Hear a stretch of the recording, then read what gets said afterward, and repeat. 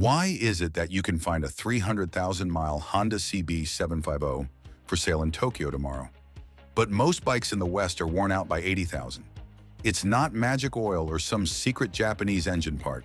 It's a system, a specific, disciplined way of performing the most basic maintenance task that changes everything. Today, I'm breaking down the Japanese oil change method, the exact 4 steps based on the Kaizen philosophy that turn a routine chore into a long-term wear prevention strategy. This is how you build an engine that doesn't just run, but runs like new for decades. How motorcycle engines actually wear out. Here's the truth about how motorcycle engines die. It's almost never from one big, dramatic failure. You don't throw a rod because your oil was 500 miles over the change interval. That's a myth. The real death is slower, quieter, and far more common. It's death by 1,000 small contamination events. Think about what happens inside your engine every time you ride. Pistons are slamming up and down thousands of times a minute, separated from the cylinder wall by a film of oil thinner than a human hair. Valves are crashing back onto their seats. The transmission gears are meshing under load. When that oil film is perfect, wear is nearly zero. But it's almost never perfect. The real engine killers are cold starts and short rides. That's where the most wear happens. When your engine is cold, the oil is thick and sluggish. It hasn't reached the pump yet, so for those first few critical seconds, metal is grinding on metal. Then, on a short ride, the oil never gets hot enough to boil off fuel and moisture contamination. That fuel dilutes the oil, thinning it out and washing it off bearing surfaces. That moisture turns acidic. So every time you start your bike to run to the store, you're creating a tiny microscopic wear event. A little bit of metal shaved off a cam lobe, a micro scratch on a cylinder wall. You can't feel it. The bike still runs fine.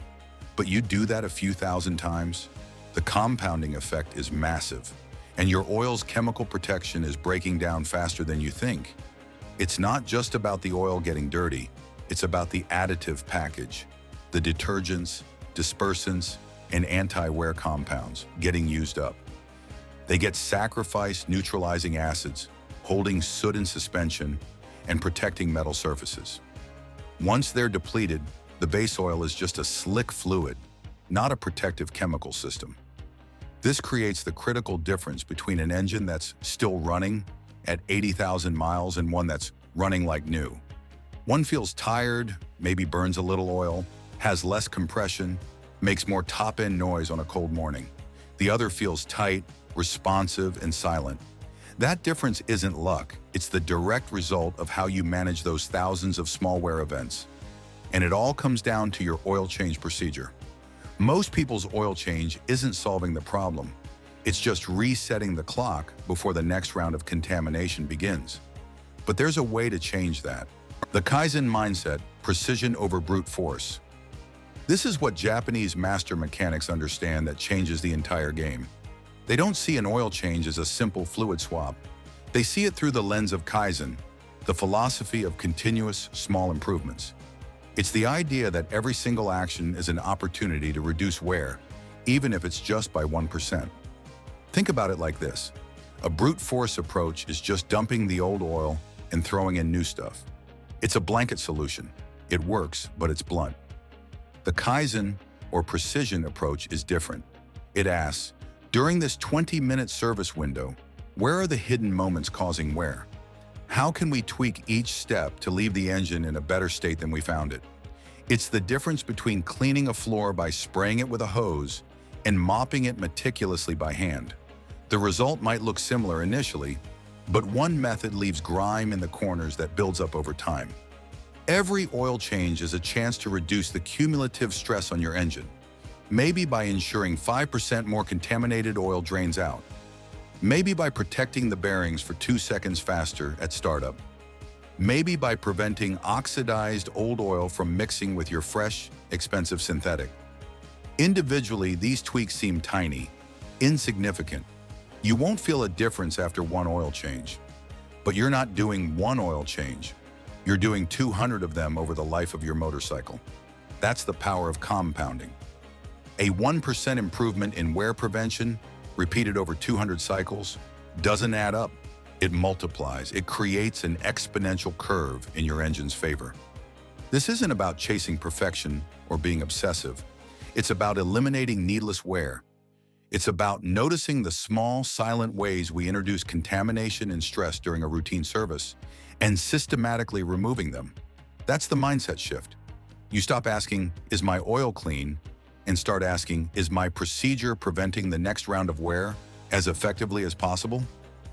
This philosophy is why you see such a staggering difference in engine life. It's not about having a better engine to start with, it's about a better system for preserving it. One bike, through average maintenance, slowly loses compression and develops noise over 100,000 miles. Another bike, through this precision system, stays tight and strong for 200,000, 300,000 miles. The engine itself was capable of it all along. The difference was the system protecting it, one small discipline improvement at a time. And it starts with the very first step before you even touch the drain plug. Step 1. The critical warm-up and drain. So let's put that Kaizen mindset into action. Step 1 happens before you ever touch a wrench. It's the engine temperature at the exact moment you pull the drain plug. And this single detail is where most people create their first silent source of wear. Here's what's happening. When your oil is cold, it's thick. Its viscosity is high. In that state, it doesn't flow. It oozes. And all the contaminants you want to get rid of, the microscopic metal particles, the suspended soot, the fuel dilution, aren't evenly mixed in. They've settled. They're clinging to the bottom of the oil pan, stuck in the nooks of the crankcase and coated on internal passages. If you drain the oil now, you're mostly just draining the cleaner oil from the top. You're leaving the worst of the contamination behind. Now you take that bike for a proper ride, you get it fully up to operating temperature, the oil thins out to its ideal working viscosity. More importantly, that heat and flow acts like a blender. It resuspends all those contaminants evenly throughout the oil. They're no longer settled sludge. They're passengers in the fluid, ready to be shown the exit. So when you drain the oil at operating temperature, you're evacuating a much higher percentage of the total contamination. You're not just changing the oil, you're performing a more complete flush of the system. This means your fresh, expensive synthetic oil isn't immediately diluted and contaminated by the leftover gunk. Its additive package stays stronger, longer. The procedure is simple, but non-negotiable. Don't just start the bike and let it idle for 5 minutes. That heats the coolant, not the oil. You need to ride it. Take a 15 to 20-minute ride. Get the oil hot to the touch. You should be able to feel significant heat radiating from the engine cases and the oil pan. That's your signal. Now, a critical safety note, you don't want it scalding hot. If it's steaming or you can't get near the drain plug, it's too hot. You risk severe burns and warping parts. Warm, not nuclear. Park it, get it on the stand, and pull the plug while it's still warm. That oil should flow out fast and thin. This is the first and maybe biggest leverage point in the entire system. It's the difference between removing 90% of the old oil contamination versus maybe 70%. That 20% difference, repeated over dozens of oil changes, is what slowly turns a clean engine into a gritty one. So ride it hot, then drain it. Everything else builds from this foundation. Step 2, the patience drain, waiting for the last drop. Okay, the plug is out, oil is streaming into your pan. Here's where discipline really separates the amateurs from the masters. This is step 2, the patience drain. Most people see the main flow slow to a drip after a minute or two and think, done. They slam the plug back in. That's a massive shortcut, and it's exactly what quick lube shops do to save 3 minutes. And it's costing you engine life. Here's what you can't see happening inside your engine. After that main gush from the sump, oil is still traveling. It's draining down from the cylinder head, trickling back from the valve train, seeping out of the oil galleries, the small passages that feed the crankshaft and cam bearings. Oil clings to everything. It's designed to be sticky. It doesn't just evacuate instantly. If you put the plug back in after the main flow stops, you're trapping maybe a quarter of a quart of old contaminated oil inside the engine. It's the dirtiest oil too, because it's the oil that was stuck up in the hottest parts of the engine, loaded with heat-stressed additives and particles. Now you pour in fresh oil. What happens? It immediately mixes with that old oxidized residue. The fresh oil's detergent pack has to start cleaning immediately. Its anti-wear additives get diluted. Its chemical stability is compromised from minute one of its service life. You just shorten the effective life of your new oil by a significant margin. The Kaizen fix is simple, free, and requires zero skill. Wait. After the stream becomes a drip, set a timer. Give it a full 15 minutes. Walk away, clean your chain, organize your tools. Let gravity do its meticulous work. You'll be shocked at how much more oil slowly seeps out over that time. You're waiting for that last, clinging drop to let go. This step isn't about getting every single molecule out. That's impossible. It's about maximizing the evacuation. It's about giving your fresh oil the cleanest possible slate to work from. This is the epitome of a small, consistent improvement. It costs you nothing but a few minutes of time, but over 200 oil changes, it prevents a huge amount of cumulative contamination. It stops the cycle of your new oil being poisoned by the old before it even gets started. Remember, engines don't die from one big failure. They die from 1,000 small shortcuts. Putting the drain plug back in too early is one of the most common shortcuts there is, and now you know how to stop taking it. Step 3. Filter installation and startup protection. Now for Step 3, where most people make another silent mistake, the filter. You might think a filter's job is just to catch dirt, and that quality is about filtration microns. Here's the thing. For engine longevity, the filter's most important job happens before you even start the bike. It's about the anti-drainback valve. This little rubber flap inside the filter is your first line of defense against dry starts.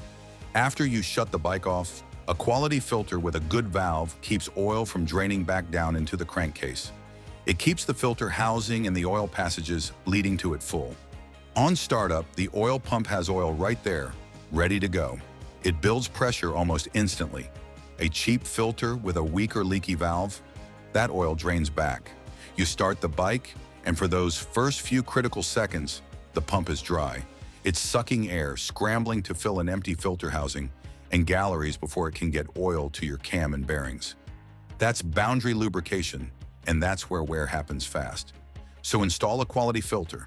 Before you screw it on, wipe a thin film of fresh oil on the rubber gasket. This ensures a proper seal and prevents it from tearing. Hand tighten it. Don't crank it on with a wrench. You'll crush the gasket. Just snug it up. If your filter mounts vertically, you can pre-fill it with fresh oil before installing it. That shaves another second off the time to full oil pressure. This step is all about protecting your engine during its most vulnerable moment, every single startup.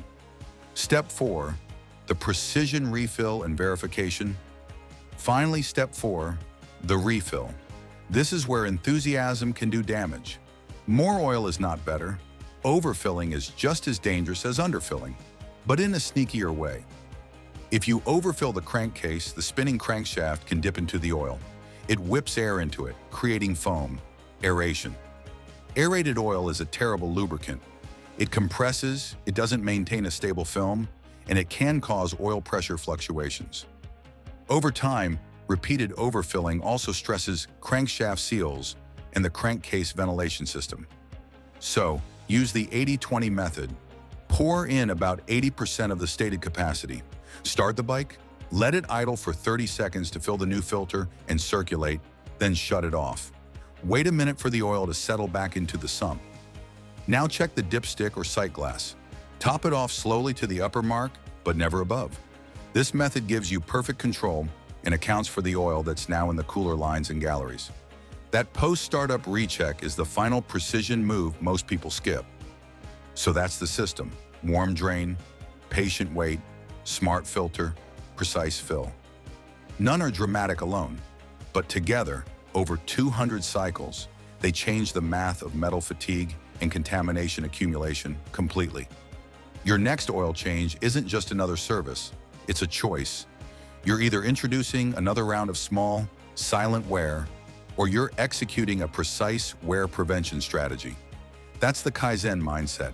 It's the difference between an engine that's tired at 80,000 miles and one that's still strong at 200,000. Start with your next oil change. Treat it like the engine is listening.